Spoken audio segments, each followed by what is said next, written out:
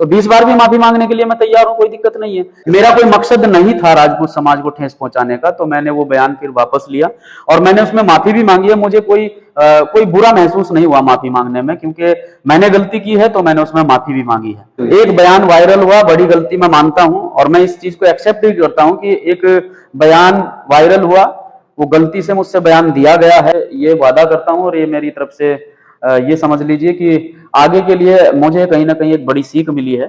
जो गलती मुझसे हुई है उस गलती से मुझे एक बहुत बड़ी सीख मिली है कि कभी भी किसी जाति धर्म समुदाय को लेकर कभी किसी प्रकार की कोई टीका टिप्पणी नहीं करनी चाहिए। और एक विशेष वर्ग समुदाय को उससे ठेस पहुंची है, राजपूत समाज को उससे ठेस पहुंची है, बड़ी गलती हुई है और मैंने उसे एक्सेप्ट भी किया है और मैंने उसमें माफी भी मांगी है। मैं बार बार इस शब्द की बार बार वो कर रहा हूं कि मैं बार बार इस शब्द को दोहरा। और माननीय राष्ट्रीय अध्यक्ष जी पर हमला हुआ है, तो हमले के तुरंत बाद हम सोशल मीडिया पर एक्टिव होते हैं पोस्ट डालने के लिए। तो सबसे पहली पोस्ट जो है, एक क्षत्रिय नाम से एक आईडी बनी हुई है, उसकी पोस्ट आती है कि इस बार तो बच गया, अगली बार नहीं बचेगा।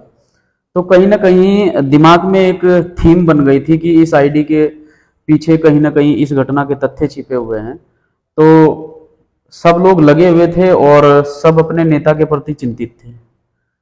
एक नेता को गोली लगी है जिसे हम आदर्श मानते हैं, हम लोग उन्हें हॉस्पिटल में भर्ती कराने में बिजी थे। उसके बाद हमने ज्ञापन के माध्यम से अपनी बात रखी। दिमाग में वही बात चल रही थी कि 2 आईडी जिनके द्वारा लगातार पोस्टें की जा रही थी, उन आईडियो को लेकर मेरा कहने का मकसद उन आईडियो को लेकर था। लेकिन वो बयान जो मेरा दिया गया है, वो बयान बहुत तेजी से वायरल हुआ और अलग तरीके से भावनात्मक समझ लीजिए या गलती में समझ लीजिए, मेरा ऐसा बयान देने का कोई इरादा नहीं था, ना आज तक हुआ है। क्योंकि मैं ये जहां मैं रहता हूं ये ढंढेरा है और ढंढेरा में लगभग 4-5 साल से मैं रह रहा हूं, संगठन को के कार्य को आगे बढ़ा रहा हूं। और ढंढेरा में भी राजपूत समाज के लोग रहते हैं जिनसे मेरी अच्छी खासी उठ बैठ है, बोलचाल है, हाय हेलो डेली होती है।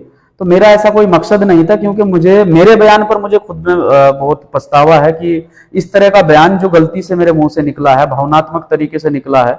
और मैं उन आईडियो को कहना चाहता था, लेकिन जो बयान मैंने दिया उसके बाद मैंने ये देखा अपनी वीडियो के माध्यम से, तभी जाकर वीडियो हटाई गई कि इसमें गलत बोला गया है। लेकिन उससे पहले, वीडियो हटाने से पहले वो वीडियो वायरल हुआ और बड़ा तेजी से वायरल हुआ। तो मेरा ऐसा कोई मकसद नहीं था कि मैं किसी की भावनाओं को ठेस पहुंचाऊं, क्योंकि मेरे बहुत सारे साथी समाज में हैं जो लगातार फोन कॉल्स के माध्यम से मेरे साथ में कनेक्ट हैं और उनसे मेरी बातचीत चल रही है। और जिम्मेदार लोगों के भी इसमें बयान आने शुरू हो गए हैं, क्योंकि मेरे द्वारा जब मुझे लगा कि यह बयान गलत दिया गया है और इससे एक विशेष वर्ग के व्यक्तियों को ठेस पहुंची है, राजपूत समाज को ठेस पहुंचाने का, तो मैंने वो बयान फिर वापस लिया और मैंने उसमें माफी भी मांगी है। मुझे कोई बुरा महसूस नहीं हुआ माफी मांगने में, क्योंकि मैंने गलती की है तो मैंने उसमें माफी भी मांगी है। समाज के बहुत सारे जिम्मेदार लोग हैं, जिम्मेदार